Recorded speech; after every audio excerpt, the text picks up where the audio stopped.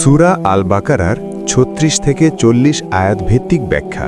৩৬ উচ্চারণ ফাআযাল্লাহুমা শাইতানু আনহা ফাআখরাজাহুমা মিম্মা কানা ফীহি ওয়াকুলনা ইহবিতু বা'দুকুম লিবা'দিন আদু ওয়ালাকুম ফিল আরদি মুস্তাকাররুম ওয়া মাতাউন ইলা হিন।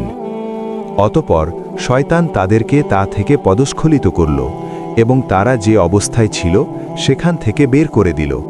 আমি বললাম, তোমরা নেমে যাও, তোমরা একে অপরের শত্রু হবে, আর পৃথিবীতে তোমাদের জন্য নির্দিষ্ট সময় পর্যন্ত বাসস্থান ও জীবিকার ব্যবস্থা থাকবে। ব্যাখ্যা। শয়তানের প্ররোচনায় আদম আলাইহিস সালাম ও তার স্ত্রী ভুল করলেন। মানবজাতির পৃথিবীতে আগমন মানবজাতির পরীক্ষা ও দায়িত্বপূর্ণ জীবনের সূচনা। ৩৭ উচ্চারণ ফাতালাক্কা আদামু মিন রাব্বিহি কালিমাতিন ফাতাবা আলাইহি ইন্নাহু হুয়াত তাওয়াবুর রহিম। অর্থ, অতঃপর আদম তার রবের কাছ থেকে কিছু বাণী শিখে নিলেন, ফলে আল্লাহ তার তওবা কবুল করলেন।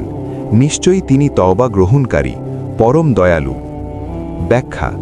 ভুল করার পর তওবা করলে আল্লাহ ক্ষমা করেন, এটি মানবজাতির জন্য আশার বার্তা।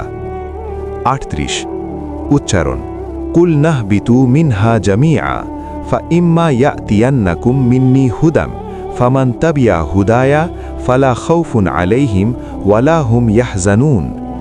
অর্থ, আমি বললাম, তোমরা সবাই এখান থেকে নেমে যাও, এরপর যখন আমার পক্ষ থেকে হেদায়েত আসবে, যারা তা অনুসরণ করবে তাদের কোনো ভয় নেই এবং তারা দুঃখিতও হবে না। ব্যাখ্যা। আল্লাহ হেদায়েত পাঠাবেন, যারা তা অনুসরণ করবে তারা দুনিয়া ও আখিরাতে নিরাপদ থাকবে।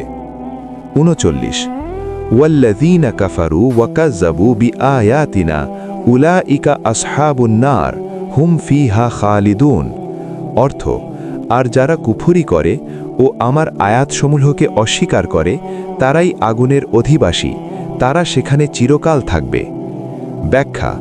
হেদায়েত প্রত্যাখ্যানের পরিণতি জাহান্নাম, এটি কঠোর সতর্কবার্তা। ৪০ ইয়া বনি ইসরাঈল আযকুরু নি'মাতি আল্লাতী আন'আমতু আলাইকুম ওয়া আউফু বিআহদি উফি বিআহদিকুম ওয়া ইয়্যায়া ফারহাবুন।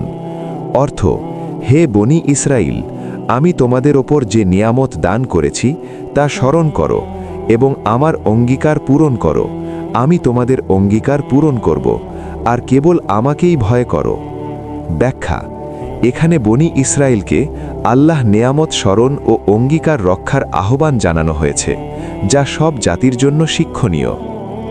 ভিডিওটি ভালো লাগলে লাইক, কমেন্ট ও শেয়ার করুন। ইসলামিক জ্ঞান ছড়িয়ে দিতে চ্যানেলটি সাবস্ক্রাইব করতে ভুলবেন না।